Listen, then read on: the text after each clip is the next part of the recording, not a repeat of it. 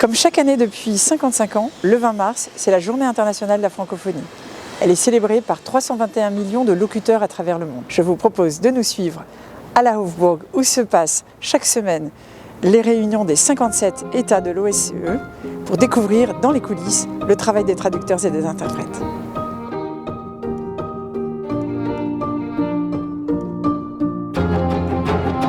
À l'Organisation pour la sécurité et la coopération en Europe, le français fait partie des 6 langues officielles. La France et ses partenaires de l'OIF sont très attachés au multilinguisme et promeuvent dans les organisations multilatérales le recours à la langue française.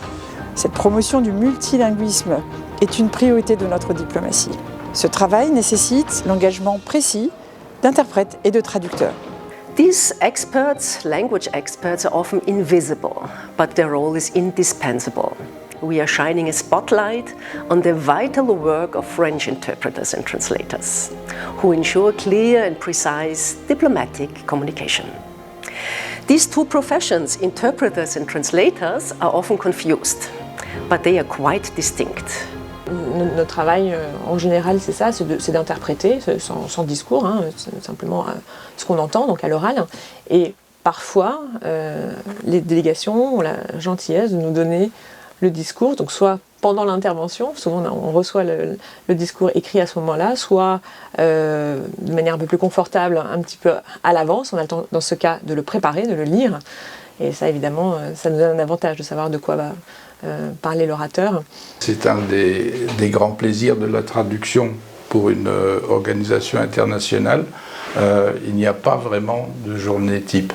Les défis, je pense, en général, c'est toujours de rendre le mieux possible la pensée de l'auteur. Parce qu'en fait, le traducteur, il se met un petit peu en retrait et son travail premier, c'est de vraiment traduire ce qu'a voulu dire l'auteur. Et ça peut être difficile. Fonctionnement en cabine, la règle générale, c'est qu'on travaille chacune, quand on est deux comme ça, on travaille une demi-heure chacune.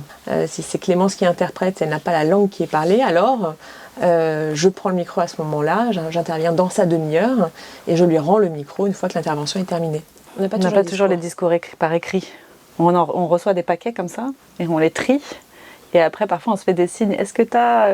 Mais parfois, on les a pas. Donc, Ça va vraiment très vite. Et avoir le discours est d'une grande aide. Et c'est vrai qu'ici, les services de documentation insistent beaucoup pour demander à l'avance aux délégations de ne pas oublier de nous envoyer des déclarations. Ici, la console.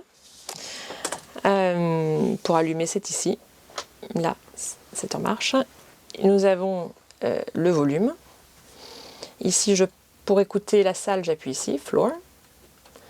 Et si je veux me mettre en relais sur les autres cabines, j'appuie sur l'un de ces boutons-là qui correspond chacun à une cabine différente. Il y a la possibilité bien sûr que je prenne le discours en relais, c'est-à-dire que je me mets sur la cabine anglaise, en général c'est la cabine anglaise qui sert de pivot. Je me mets en relais et je reprends le discours à ce moment-là. Au départ, je voulais devenir diplomate. Et puis, finalement, je me suis rendu compte que je n'étais pas très diplomate dans la vie quotidienne. Et j'ai opté pour la traduction.